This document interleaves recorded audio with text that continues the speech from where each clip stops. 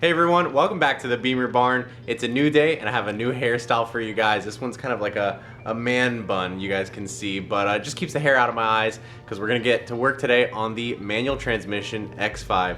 So that's right, we're gonna be replacing the window regulator. It's something that I've been putting off, and now the window's actually like fallen down, so I can't even park the car outside. Definitely need to replace the window regulator. I have one here behind me. And hopefully I'm thinking that we might take the car over to the junkyard and see if we can find another X5 to get door panels off of, maybe other parts. Might be able to see other cool options that we can retrofit in the future. Ultimately, I'd love to do like a full interior swap to get sport seats in the front, but I mean, that's hoping and dreaming. Hopefully we'll find something cool at the junkyard though, so stay tuned for the end of the episode when we get there. But for now, let's go ahead and replace this window regulator. So the window regulator that I have here is one that came with the car, and it appears to be, straight out of China. So this is probably like an Amazon window regulator, and I'm a pretty good fan of these actually. They're brand new, pretty good condition, and a great price as well. This one even came with the motor. So we're gonna go ahead and replace the window regulator. The previous owner already took the door panel out, and right here I have some of the corresponding hardware, I think, and I think this is some sort of kit that should be installed at the same time as the window regulator. So we're gonna go ahead now and remove the old one, get the new one in, try to fix up the door panel, and then head on over to the junkyard. Now, if you haven't pulled off your door panel yet, I'll just go over briefly how to remove it. There is a main trim panel, exactly that wood trim right here on the passenger side. You're gonna remove that because there's gonna be 2 screws underneath it, and then one at the back of the door here, and then another one right where the cubby is right here. So you've got a total of 4 screws. They're held into these yellow grommets, and then there's the airbag right here. That's already been removed on my car, but there's 3 10mm bolts, and I think you need to get that off for, I don't know, clearance reasons. So then once you do have your door panel removed, like I do here, we're gonna go ahead and move the window to the up position. Now I kind of did things in like the wrong order here, but it's no problem. I'm gonna go ahead and remove the 5 10mm nuts that hold the window regulator on, and then after playing with it a little bit, I realized that I had to remove the glass completely. So what we do is we lower the glass into a position where we can get those brackets that hold it onto the window regulator, and that is an 8mm bolt. So once you remove the bolt and the bracket, it's this little plastic thing here, then we can get the window out and begin to remove the window regulator. So the old one came out pretty easy, and then getting the new one in was kind of more of a pain. But once you take your time and patiently get it in there, you can get the bolts reattached, the harness as well, and then reinstall your glass.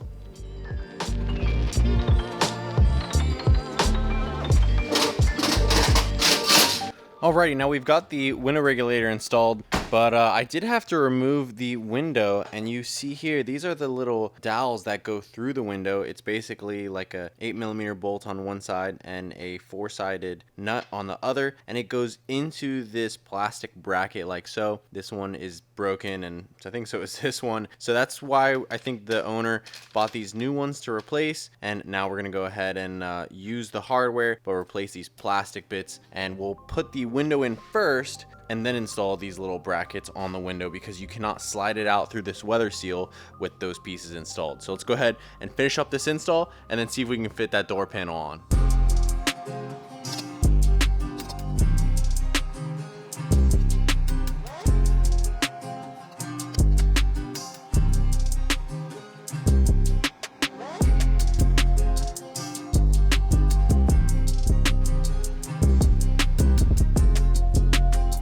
And voila, our door panel is installed, and at the end there I even went and cleaned it off and conditioned it with some Meguiar's, and I'm missing this little trim piece right here. Also, the door handle right here is super broken, so I think that the owner, or the previous owner, included a replacement one of these handles. But let me know what you guys think of the look of the two-tone interior. I'm more tempted to replace all the door panels. That one's not in the best condition either. None of them really are, and I would prefer to have either an all black interior or an all two-tone interior, and that would mean replacing the seats as well. But I do want to replace the seats with some M Sport ones because that would be much more comfortable than these. These have really hardened up because the leather is a bit different than the sport seats. But yeah, our window regulator works great. Door panel looking good as well. Let's go ahead now and jump over to the junkyard. I think it's raining though. We're probably going to get wet, and see what we can find in terms of E53s. All right, we made it to the junkyard. I think we're pulling up on the new car row. So, you know, since the row isn't completely filled in here, that means that these are the freshest cars in the yard. I think I see there's a BMW E46 right there. I don't think we need any parts, but we'll go check it out anyways. There's a couple of other BMWs. Always worth taking a look and seeing what's up with these cars because they all have a story to tell. And for example, what's nice here is that this car has the M54 motor, which means all these motor bits are compatible with my X5. So this is a great part about having an M54 motor is you come out to the junkyard, you're gonna find this motor in a ton of different cars. But I don't think I need anything. You know, things like the diesel valve go bad commonly. People pull those off all the time. Interior's in decent condition. But yeah, let's see, find an E36 right here. And another E46 over there, but let's see if we can find that X5. Here it is, row 31. There she is, the X5 that I was looking for, and look at that interior. Not bad at all. Handles are in one piece. Actually, maybe first looks can be deceiving.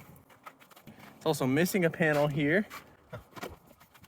And so, you know what? It looks like I'm too late. Someone took out the front panels. I don't see anything back here. It looks like they took out the rails for the cargo cover, which is pretty interesting. This is a 2003 model. I've heard that those rails can be a pain. They'll start to break. So definitely someone's been here. Oh. Yeah, all this stuff is the stuff that you would need to remove in order to get access to those rails there. So someone already went, remove those, and yeah, it doesn't look like there's a lot left inside of here. Although, hey, look at that. That's one of the deep cubbies right there. That might be worth grabbing. So this thing would go right in the cubby here. You know, there is a water bottle there, so I can't really fit it, but you can see this is much deeper than the one in my X5. I'll show you a clip of that here. But I'm not sure if, you know, maybe I just need to remove the CD, you know, storage bin out of mine and I'll have something like this. I'm not sure. I don't want to just pay for this and then, you know, mine's exactly the same, because I recently found out that my cup holders were right here. There's just that little storage bin that's covering it. So I realized I do have cup holders in the X5. That was really cool. But yeah, unfortunately, this thing has probably been gone through. I did find, look over here, the rear seats, the other front door here. Yeah, not in the best condition. I'm not sure if the rain got to it earlier than I could get here, but yeah, so someone threw all the parts over here. Not a lot left on this thing. I think there is one more X5 and then a surprise car I want to show you guys if it's still here, and then we'll probably close the video out. All right, here it is. This is a 2005. Looks like a V8 model X5 here. Pretty well torn apart. Someone probably need the front end. The interior has also been completely gutted. Looks like it probably had a nice black interior in here before, and it was an LCI interior as well, so I can definitely imagine why someone would want to pull all that. And looking back here, it does still have the rails for the cargo cover, some glass, trim pieces. But yeah, this thing's been gone through. Let me see though, because I've got one last surprise I want to show you guys, and I think it's just one row over. The rarest of the rare to find at a junkyard, a touring BMW. And you know what? This one's basically useless because the hatch, which is so rare to find in good condition, it's already been bent up. But you know what? There's still plenty of meat left on the bones on this thing. Looks like someone went into the harness. They probably needed something there, and still has the rear seat section. You know, the glass is really good. For those of you, you know that the glass is different. These things, if they crack or chip, you know, it's hard to get your hands on. But hey, there's one here at LKQ of Orlando in case you need it. So that's going to conclude our video for today, and let me know what you guys enjoyed more, working on the X5 or going to the junkyard, and try not to roast me too much for my hairstyle in the comments down below. If you enjoyed the video, be sure to leave a like as well, and subscribe to the channel if you're new and you haven't yet. As always, hope you guys have an amazing day, and we will see you next time.